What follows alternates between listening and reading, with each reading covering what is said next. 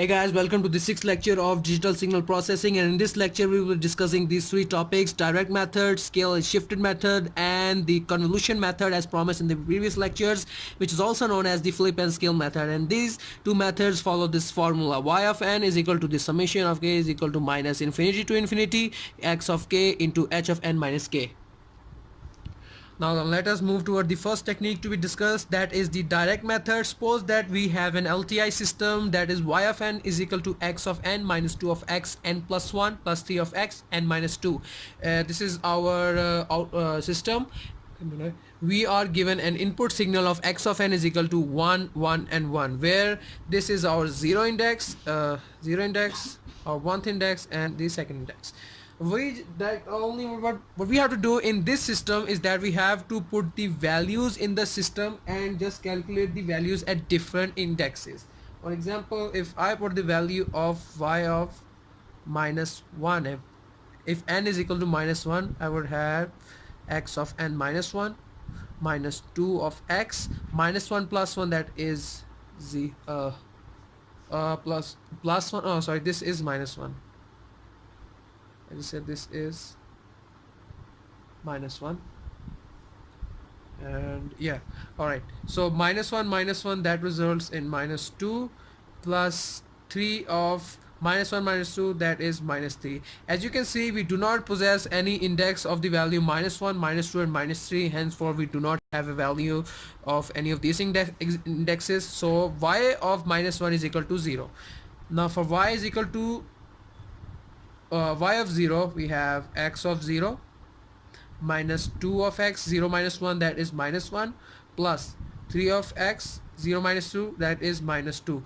Neglecting these two terms, we have x of 0, and at x of 0 index we have the value 1.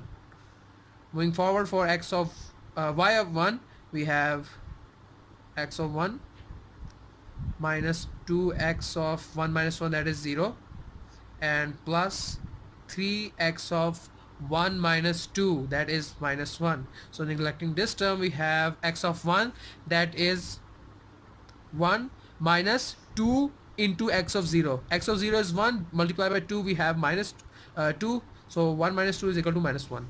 For y of 2, we have x of 2 minus 2 of x, 2 minus 1, that is 1, and plus 3 of x, 2 minus 2, that is equal to 0. So we have all three of these indexes: 1 minus 2 plus 3. 1 minus 2, that is minus 1, minus 1 plus 3, that is equal to 2. Alright, so for y of 3, we have x of 3 minus 2x of 2 plus 3x of 1. We do not possess any index x of 3, so neglecting this term, we would have minus 2 plus 3, that is equal to 1. Y of 4 is equal to x of 4 minus 2x of 3 plus 3x of 4 minus 2, that is 2. We do not possess any indexes of these two. We only have 3x of 2, and that is equal to 1 into 3, 3. Let's calculate one more of y of n, and let's put n is equal to 5. We have y of 5 is equal to x of 5 minus 2x of 4 plus 3x of 3. Since we do not possess any of the index of the value 5, 4 and 3, we have 0. So we will calculate from 0 to 4 and can also add zeros before or after these values. So we have y of n now. Let me write y of n right here. Let's write it over here.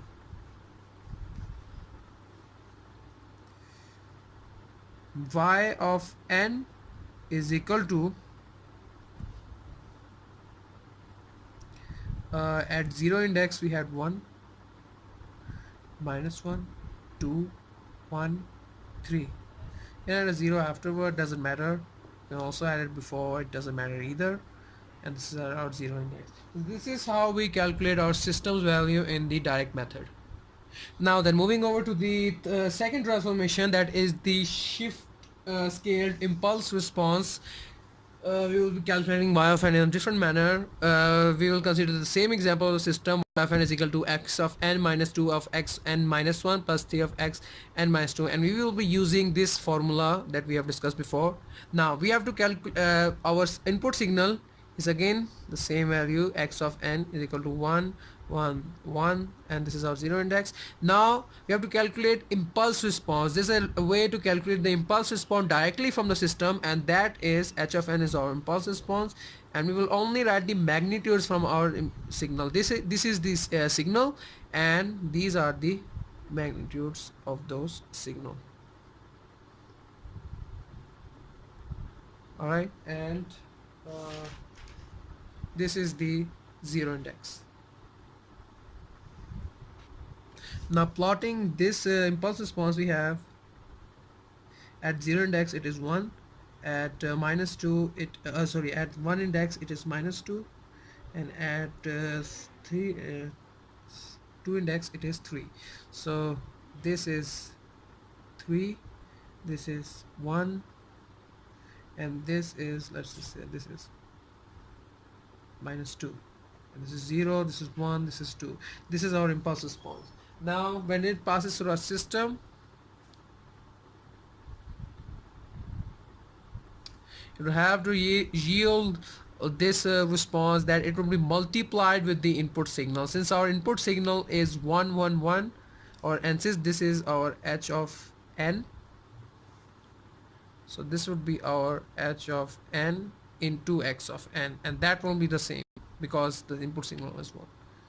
So 1 minus 2 and 3. This is 1 3 minus 2 1 2 0.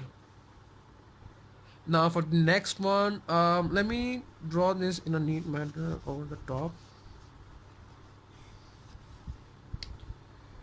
H of n was 1 minus 2 3, so 0 index, 1 minus 2 3. This was our h of n, and the next would be a shifted version of it of one value to the right hand side, which would be 1 minus 2 3. The other would be h of n minus 2, again 1 minus 2 3. So 1 minus 2 3 1 minus 2 3 1 minus 2 3. This was 0 1 2. This was 1. Wait. 1 2. Now the index 3. This is 2 3 and 4. Right, now if we were to add all of these, we would have y of n. So y of n is equal to x of 0 into n of, putting that into the formula, we have n minus 0, that is equal to n, plus x of 1 h of n minus 1, plus x of 2 to h of n minus 2. We will only be calculating the sum of these three terms and not calculating an x of 3 because we do not possess an index that has the value of x of 3. So when we add all of these terms, we have this plot.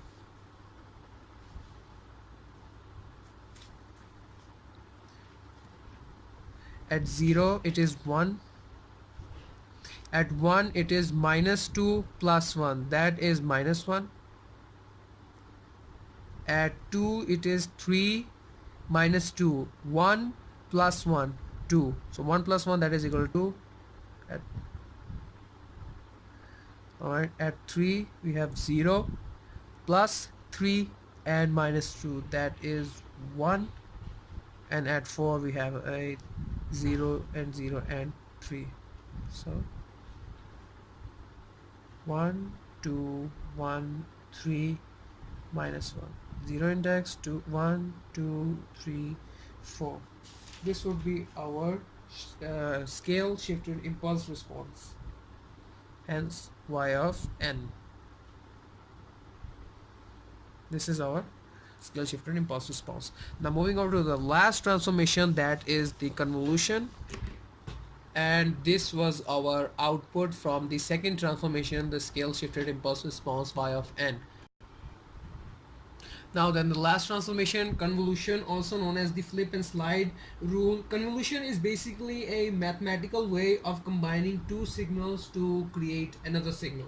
Now in this transformation, what we will be doing is that we would be taking our impulse response h of k and flipping its value. So we have h of k, h of n, and for that we will be calculating h of n minus n, and that would be, as discussed in the previous lecture, the flipping system is, so this would be our flipped version of the impulse response. All we have to do is take our input signal, and to the left side of our input signal, beneath the left side of our input signal, we have to put the right side of our flipped version of impulse response. And since this is the 0 index of the input signal and this is the 0 index of the flip version of our impulse response, we would have y of 0, and we have to multiply those terms that comes above and beneath each other. So multiply 1 and 1, we have 1 into 1, that is equal to 1. Hence again we flip this across the section and we have minus 2, 1, 3. We multiply these two terms, we have minus 2 plus 1, that is equal to minus 1. So y of 1 is equal to minus 1. And again flipping this, we have 1, 1, 1, 3, minus 2, 1, and multiplying this, we have y of 2, that is equal to 3 minus 2 plus 1, that is equal to 2. Again we will be calculating for y of 4, we have 1, 1, 1, and for y of 3, and that is 3 minus 2 and 1. Since our 1 had exceeded the limits of the upper layer, we will add a 0 above it. It doesn't make any difference, but we'll still be considering it. Multiplying these two terms and adding them, that would be y of 3, that is equal to 3 minus 2, and that is equal to 1. Again 1, 1, 1, and 3 minus 2, 1. This term we have for y of 4, and then there is 3, and for y of 5 that would be 0 because there are no terms above and beneath each other. So we would have our y of n equal to 1, minus 1, 2, and again it was 1 and 3 and 0, and it will be 0 for the rest of the values after and the rest of the values before 1. Put a 0, it doesn't matter. So at the 0 index we had 1 over here. So this is our system's value, and it is the same as calculated by the other transformation methods. So that would be all for today's lecture. Thank you so much. See you guys next time.